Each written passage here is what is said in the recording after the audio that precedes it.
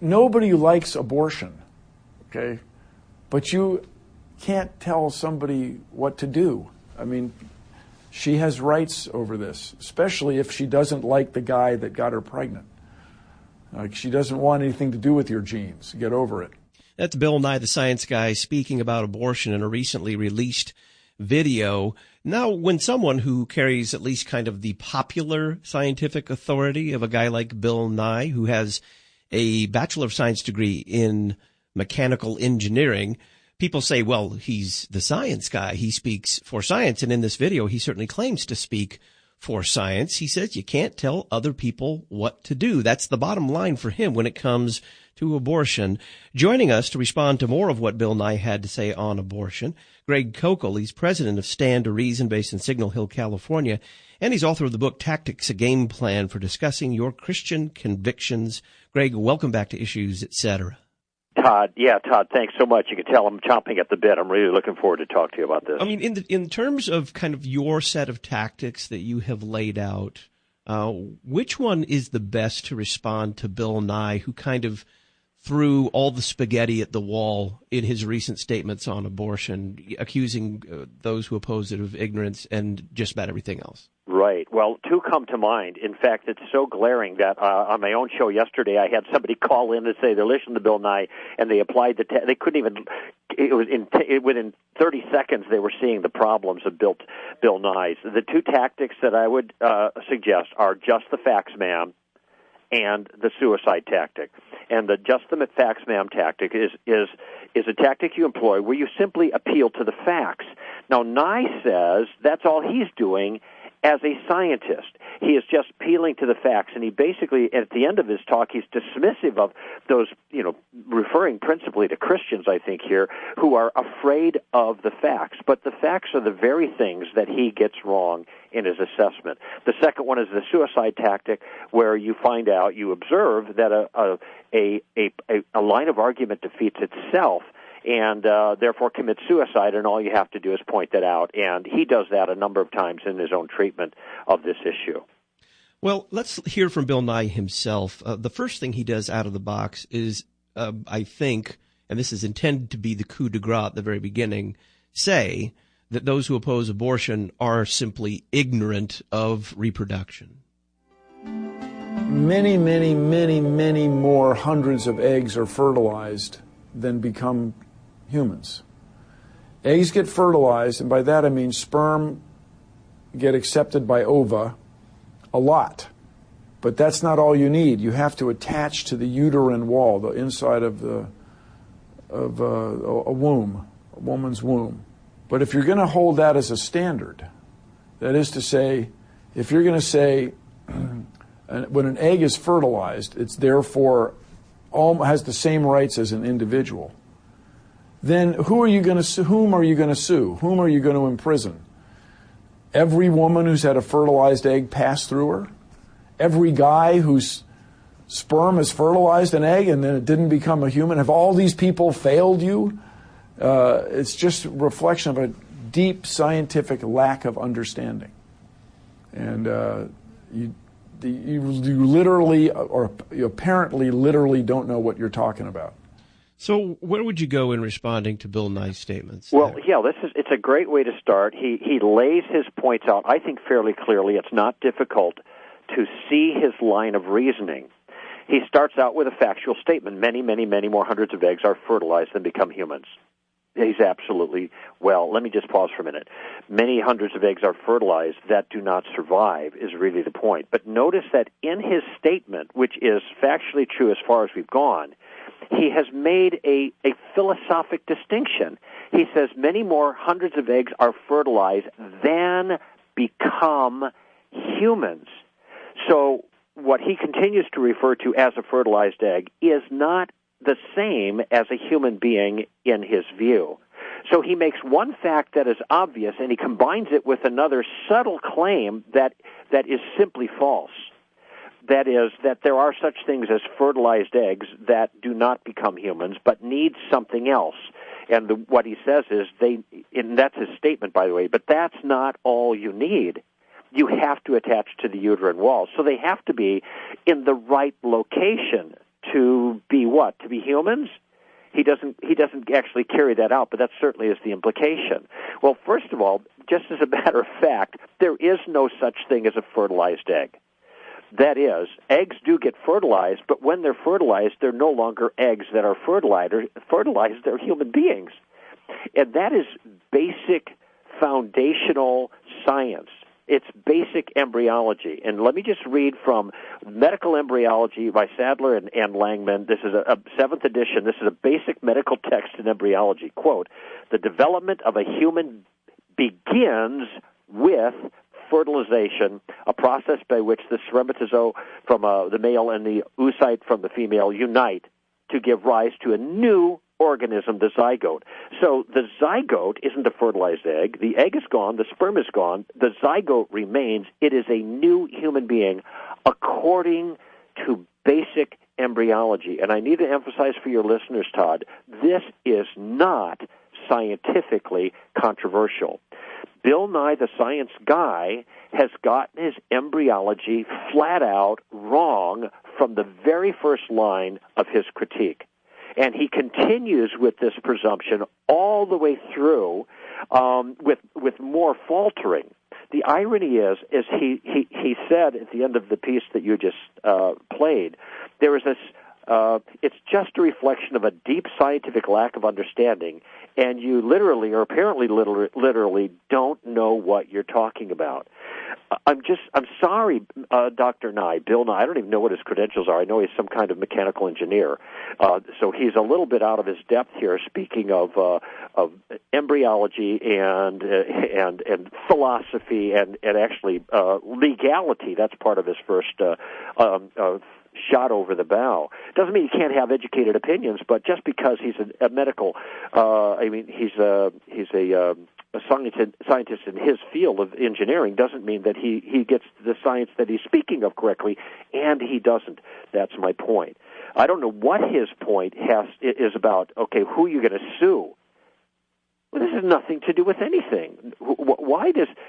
People die at all stages of life, from the very beginning of the life, which the embryological textbooks say starts at fertilization, to the very end of natural life. People die for all kinds of reasons and all kinds of natural causes. He identified some of those in the early stages.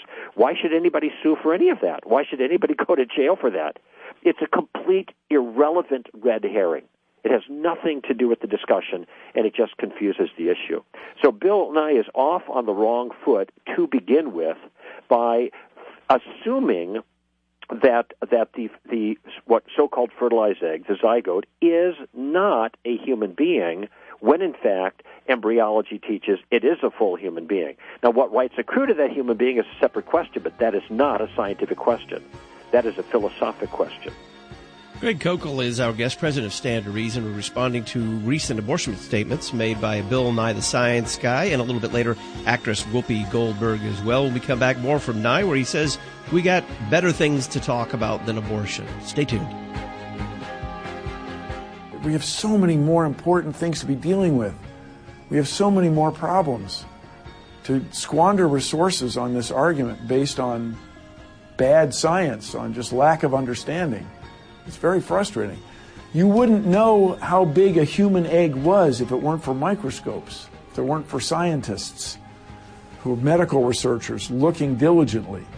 You wouldn't know the process. You wouldn't have that shot, the famous shot or shots where the sperm are bumping up against the egg. You wouldn't have that without science.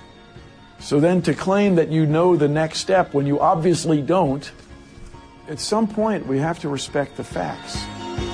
That's Bill Nye, the Science Guy, from his statement recently and his video on abortion, where he says, look, we got more important things to talk about than abortion. Besides, science is the source of everything we know about all of this. How do we respond to that? We're doing that with Greg Koukl here on Issues Etc. this Thursday afternoon. Greg, what is going on here with Nye's statement? We have bigger fish to fry, so to speak. Well, that's an assessment, a prudential assessment of what's really important. And, of course, your decision about what's really important is based on the gravity of the issues in front of us.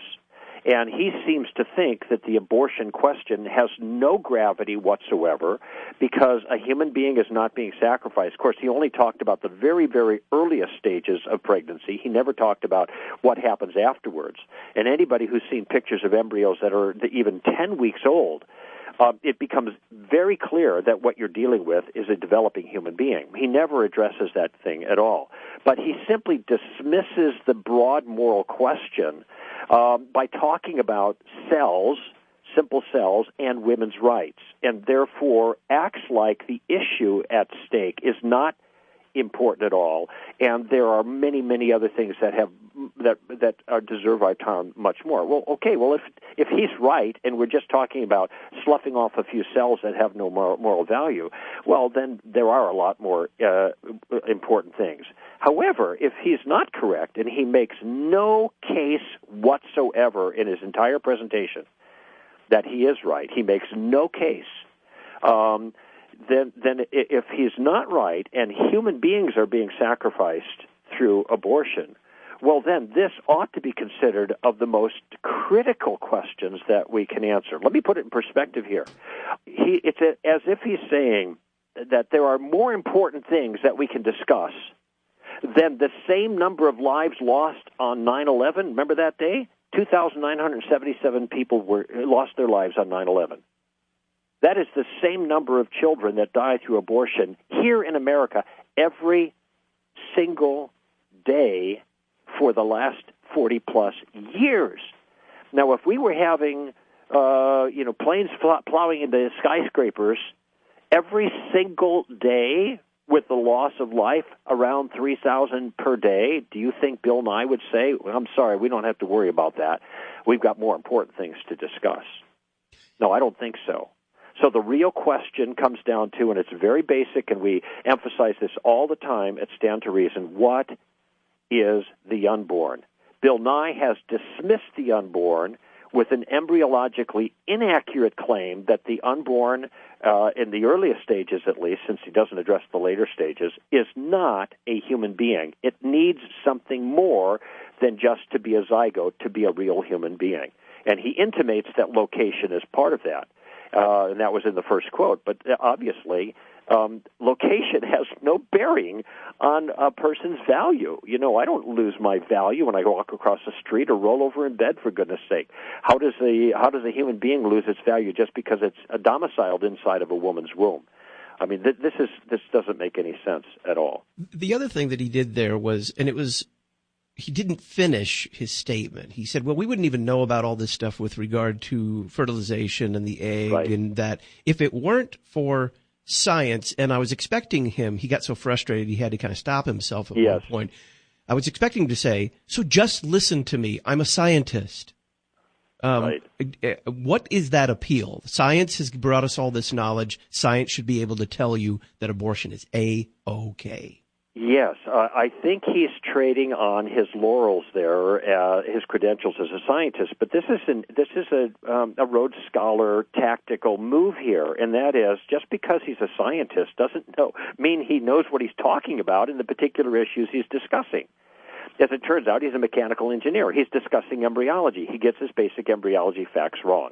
And this is the way the tactic is employed. You say, okay, I respect what you're saying, Bill, from your position of authority, but I need to look a little closer to see if your claims are actually accurate. It turns out they're not with regards to the science. And secondly, he goes far beyond the science. He gets into philosophy and rights. Whether a woman has a right to anything is not a scientific question. Science is incapable of inveighing in any discussion regarding rights because it doesn't deal with those things. It deals with descriptive things, not prescriptive things. And the way you're approaching this here, we're analyzing this, is exactly right, I think, Todd. And that is, we take the statements that he makes, and let's just, okay, we're not going to get upset. We're not going to put him down. We're not going to get all nervous. We're not going to call him names. We're just going to break the argument down into its pieces and ask ourselves, okay, how does this work to support his point? Let's look at the pieces on the merits. And the piece that we just heard, well, if it wasn't for science, microscopes and medical researchers, we wouldn't even be able to see the zygote. Okay, well, he's absolutely right on that, but I don't see what bearing such an observation has on the whole question of the morality of abortion. It's like he's taking one field and he's trying to trump us with their skill as scientists, and therefore we should just believe his view as a scientist that abortion is wrong. By the way, there are lots of scientists, that abortion is okay. There are lots of scientists that think that abortion is wrong. And so being a scientist is not enough to allow you to come to the conclusion. Scientists could tell you, about electrons and moving around the nucleus of an atom and that kind of stuff. It might tell you about photosynthesis. It could tell you about embryology. But it cannot tell you about rights. It cannot tell you about what you ought to do with the information you have. That is a different field. And he is trying to trump the philosophical moral question of whether this is really a question of rights of a woman to her own body, and maybe we can get to that in a minute. He's trying to trump that with simple appeals to the skills of scientists who now, boy, without them we wouldn't even know anything about embryology. Well, yeah, that's true, but it's utterly irrelevant to the point that he's making, and I hope people can see that. Greg Koukl is our guest. He's president of Stand to Reason, based in Signal Hill, California, author of the book Tactics, a game plan for discussing your Christian convictions. When we come back, we'll hear from Bill Nye again, saying that abortion laws don't do anyone any good. We'll be right back. Recommending or insisting on abstinence has been completely ineffective. Just being objective here. Closing abortion clinics, not giving women access to birth control has not been an effective way to lead to healthier societies. I think we all know that, and I understand that you have deeply held beliefs, and and it really is ultimately out of respect for people. In this case, your perception of unborn people. I understand that, but I really encourage you to look at the facts. And I know people are now critical of the expression fact-based. But what's wrong with that? So I just really encourage you to not tell women what to do and not pursue these laws that really are in nobody's best interest. Just really be objective about this. We have other problems to solve, everybody. Come on. That's Bill Nye, the science guy, again, kind of marshaling his arguments, if you can call them that, against abortion laws. We have better things to talk about. The laws don't do anyone any good, and nothing we've tried helps. So let's stop talking about it, please. Greg Koukl is our guest, responding to these statements from Bill Nye, the science guy, and a little bit later, actress Whoopi Goldberg on abortion. Greg, what are the unstated assumptions behind statements like Nye saying these laws against abortion are not in anyone's best interests? Yeah, well, he makes some factual claims, and he says now he's talking about sexual activity when he says abstinence doesn't work. Well, this is just okay. Let me ask a question here, Dr. Nye. You're the science guy. If a person does not have sexual intercourse, do you think that means that then there will not be pregnancies that end in abortion? Of course that's what it means. No intercourse, no pregnancies, no abortions. So to say that abstinence doesn't work as a method is just flat out ridiculously and obviously false. Now, what he might be saying is, as a policy, it's not practical. Well, okay. Well, that might be true in certain circumstances. My experience with the environments where abstinence is taught and encouraged is that it has worked. I mean, I'm looking at my own life. I was abstinent for 25 years after I became a Christian. Worked for me. But when it comes to sexual behavior, a lot of people, especially from the left, they think, it's just unkind to ask kids to just say no. But they don't have that attitude about drugs. Why didn't we say, just say no? That doesn't work. Isn't part of the moral training of our children a matter of teaching them restraint and helping them to just say no to things that are not good. So that's just one issue. That has to do with maybe a policy concern, how you approach this. The people who have employed this half-heartedly, they haven't maybe gotten the results they wanted, so they abandon it. But it's not the case that the policy doesn't work. It does work, okay? But then he makes another point. Then he says that closing abortion clinics and denying people birth control is not the right answer. Well, wait, those are two different things, aren't they? Closing abortion clinics means you stop women killing their babies once they have been conceived. Birth control, this is actually an unfortunate phrase because abortion is a kind of birth control. Birth is when you give birth to the baby. If you kill the baby before it's born, that's birth control. The concern really should be contraception. Can we keep babies from being conceived? Now, some Christians have a problem with that. I don't, classically Roman Catholics, but I don't. And there are no restrictions legally, and nobody's making the case that contraception should be denied. And this is kind of what he implies. But closing abortion clinics should be done for the reasons that we give. That abortion takes the life of an innocent human being without proper justification, and therefore abortion itself is wrong. It's a case of it's de facto homicide. And so he just groups them all together, doesn't make the distinction, which means he's not being careful about the argument. He's not creating the distinctions that are important to make a proper critical assessment of the issue. He's throwing them all together as if you're against killing unborn children, then that means you're against contraception. And, come on. And this is what he's saying, and then, come on, can't we just all get along? It was that you didn't include that in the clip, but that was the last thing he said. Can't we just all work together on this? Well, no, obviously you can't work together on this because you have a point of view that you will not budge on. Ironically, he says also in the statement, he says, you can't tell other people what to do. Huh. Bill Nye, are you telling us what we should do in this 4-minute video clip? Of course he is. He's weighing on this issue, and he's offering a strong exhortation for pro-lifers to cease and desist. All right, that's fine with me, but I'm not the person who's saying that we shouldn't be telling people what to do.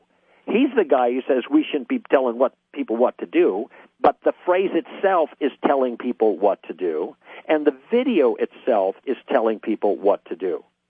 So this is a disingenuous statement, Todd, and it's a classic example of the suicide tactic. His own statements and his own argument can't meet their own requirement here, and they self-destruct when you take a statement at plain sense. Did you also play, I'm not sure if you played the one where he talks about taking things from an ancient book that's 5,000 years old? Was that part of that clip? I don't remember. No, but, let's listen to the next one, see if it's there. When it comes to women's rights with respect to their reproduction, I think you should leave it to women. It's really, you cannot help but notice. I mean, I'm not the first guy to observe this. You have a lot of men of European descent passing these extraordinary laws based on ignorance.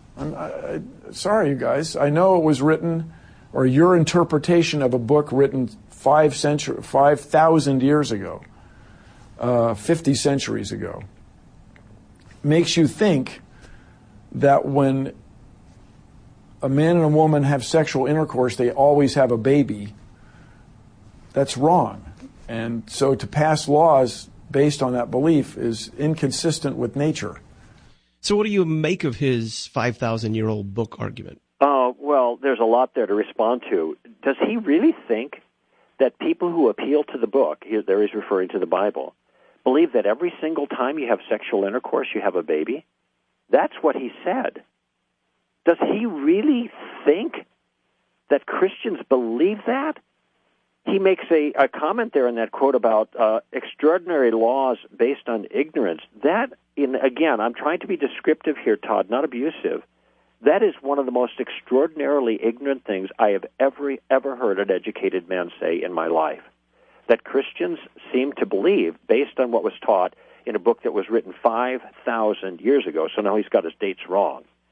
Okay, it's 2,000 to 3,500 years. Okay, we'll let that slide for the moment.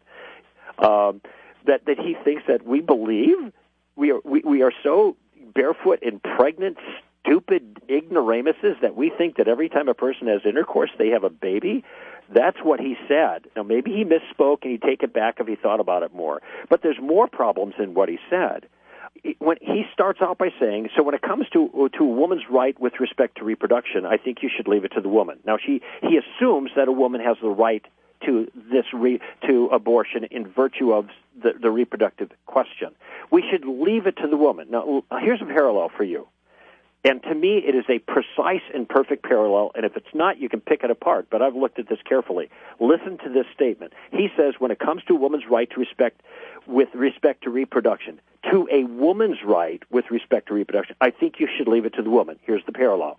When it comes to slavery, you should leave the question up to the slave owner. After all, the slave is his property. Instead, now you have a situation where a lot of non-slave owners are trying to dictate to slave owners what rights they have over their own property. Now, see, in the parallel, the objection immediately is, and appropriately, of course, the question of the enslaved human beings being property of the slave owner is precisely what's at issue. And so you can't just assume that's correct and then say, okay, let's leave it to the slave owners. But that's exactly what Bill Nye has done with regards to abortion. The question of whether a woman has a right to do whatever she wants with the human being growing inside of her is precisely the issue here. And so Nye's point is a very classic exercise of circular reasoning. He assumes what he needs to demonstrate and then says we should leave it up to the woman. Now, as for the observation that, well, I can't, other people have made this observation that a lot of men of European descent passing these extraordinary laws based on ignorance. Sorry, guys, I know it was written 5,000 years ago, blah, blah, blah. Look at, arguments do not have genders, okay? As far as I could tell, Bill Nye is a man of European descent who is vigorously weighing in on the abortion issue. But he is disqualifying other men of European descent from weighing in on the issue against him. Not only that, the Supreme Court, who decided Roe versus Wade, was a group of men of European descent who actually started this thing going in, 1972 or 1973. So it's an exercise, again, in another fallacy called a genetic fallacy, where you fault the point of view based on the source it comes from. And the same thing is going on when he says this is about an interpretation of a book written 5,000 years ago. Well, look, none of my arguments are based on the Bible. None of them. And I don't hear people in the public square arguing from the Bible. So when Nye characterizes our arguments as biblical arguments, then he is misrepresenting our view. That is called a straw man. Instead of dealing with the issues, which it seems to me he has never listened to a reasoned pro-life argument. And there are plenty of them out there. Has he read Scott Klusendorf? Has he read Robbie George? Has he read Frank Beckwith? I mean, I can't believe he has, but he counts himself an educated man in being able to respond to these issues. And as for the Bible being written thousands of years ago, I just don't understand how the age of an idea has any bearing on its validity. Science is based to a great degree on principles Aristotle put in play 2,400 years ago. And without those principles, those laws of logic, etc., that Aristotle put into play, or itemized or whatever, he didn't invent them, he observed them and quantified them. Without those, science isn't going to be able to work. But can we say, oh man, come on, Bill, are you kidding me? You're going back to like some ancient guy who didn't even have an iPhone? What does he know? This is a ridiculous argument. It's a ridiculous way. It's an embarrassing way of arguing. And so he has to address the ideas proper and not dismiss them due to age. That's just another example of a genetic fallacy. What I like, in a sense, Todd, about Nye's approach here is it's just a classic example of a radically poorly argued point of view. There are people who can make the case against the pro-life view in a much more sophisticated and sound fashion. Now, I don't think their arguments go through. Maybe sound isn't the right word. I would say a valid way. They can do it much more valid. But this is so completely littered with factual inaccuracies and informal fallacies, circular reasoning, self-defeating statements, facts that are just not facts at all, red herrings that have nothing to do with anything at all, genetic fallacies. They're all in this wonderful 4-minute video. So people reading it, unfortunately, are going to be, or listening to it, are going to be taken in by it because they have no skill to assess these things. But if somebody took the statements as you're doing and let's just do them one by one and look at the claims. How is he developing his argument? And then look at the pieces based on the merits. You'll see that every single one of them falls to the ground immediately upon consideration. There is nothing in this entire thing that in the least wise commends his view of pro-choice.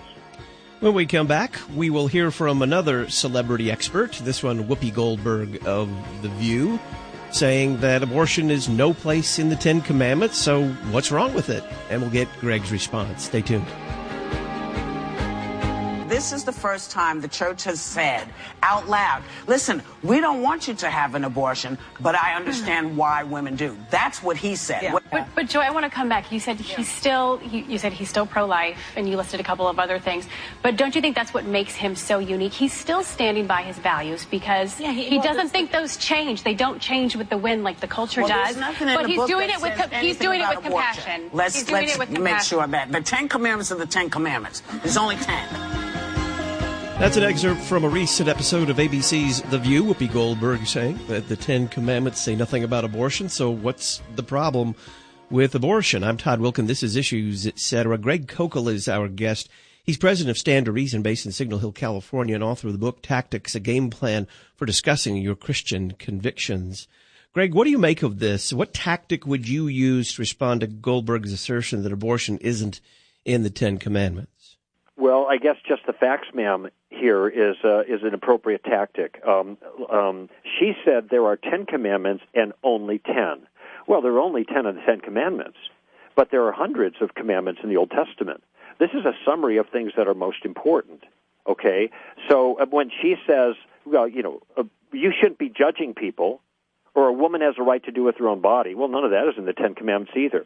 Now, I think what she's trying to do is simply adopt our source of authority and try to argue against our view from our own source of authority. And that's a noble approach, but she just gets it wrong.